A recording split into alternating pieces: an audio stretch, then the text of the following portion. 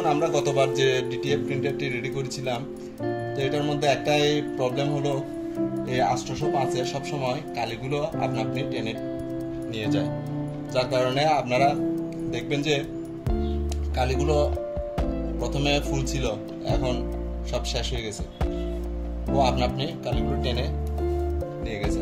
এটা ফুল দিয়েছিলাম গতকালকে, কিন্তু আজকে সকালবেলা দেখি এতটুকু পর্যন্ত চলে আসছে, সবগুলো কালি একদম নিচে পর্যন্ত চলে আসছে, সবগুলো আপনি টেনে বটলটা ফুল করে ফেলছে। এই হলো প্রবলেম 805-এ। অন্যান্যগুলোতে এই প্রবলেমটা হয় না, কিন্তু 805-এ এই প্রবলেমটা সবসময় আমাদের ফেস করতে হয়। তো আমি আগে কি করতাম, কালি অল্প অল্প দিয়ে রাখতাম, তাহলে নষ্ট হলেও অল্প হতো, কিন্তু এখন চিন্তা করতেছি সবসময় নষ্ট হলে আমাদের লস হয়ে যাবে। তাই আমরা কি করব, এখানে আমার তখন এই লকটা, এখানে তো লক নাই, যেটা হোয়াইট কালির জন্য আমরা বানাইছি ওটার মধ্যে কোনো লক নাই, কিন্তু এটার মধ্যে লক ছিল, কিন্তু আমি জানতাম না যে কালি আপনি টেনে নিয়ে যাবে, তাই আমি লকও করে রাখি না। আমাদের উচিত ছিল এটা সবসময় প্রিন্ট করার পরে এটা এভাবে লক করে রাখা, এরকম নিচের দিকে নামিয়ে লক করে রাখা। লক হয়ে গেছে, এটা থেকে আর আপনি কালি টেনে নিয়ে যেতে পারবে না। কিন্তু আমাদের সমস্যা হলো এই আমরা যেটা 230 দিয়ে বানাইছি, এটার মধ্যে লক সিস্টেম নাই। তো লক সিস্টেম না থাকার কারণে আমরা কি করলাম, এখন এটার মধ্যে এরকম একটা লক দিয়ে দেব। দেখুন এটা আমরা ইনট্যাঙ্ক সিস্টেম একটা কিনে নিয়ে আসলাম 130-এর। কারণ হলো আমার কাছে 130 প্রিন্টার অলরেডি আছে, তো ওই প্রিন্টারটা অটোমেটিক কালিগুলো টেনে নিয়ে যায় না, যার কারণে লকের তেমন একটা প্রয়োজন হয় না। তো আমরা এখান থেকে এই লকটি খুলে এখন এখানে সেট করে দেব, তাহলে আমরা রাত্রে যেমন ধরেন প্রিন্ট করার পরে লকটা দিয়ে রাখলে সে আর আপনি কালি টেনে নিয়ে যাবে না। তো আমরা এটা খুলছি,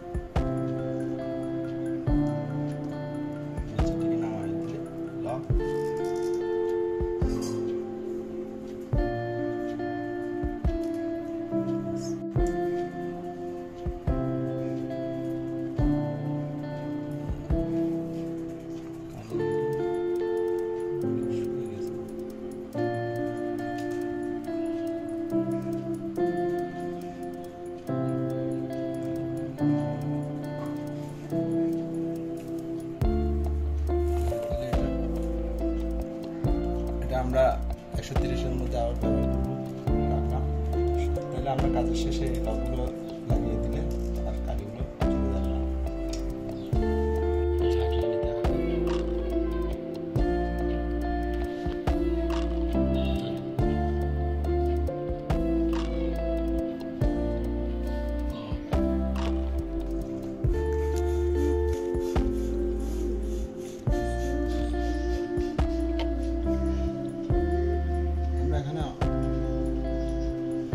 কালিগুলো দিয়ে দিব না,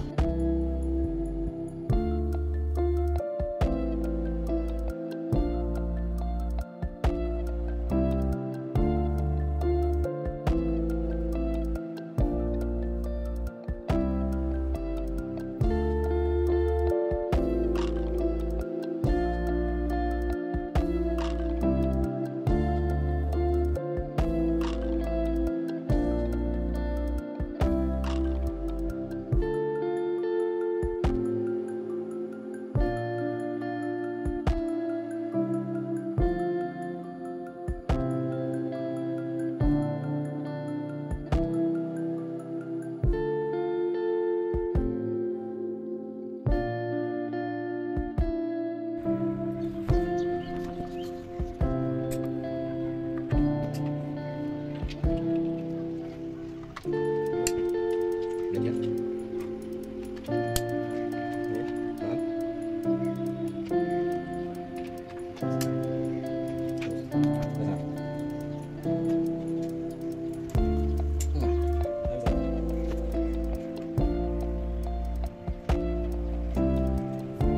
डिस्प्ले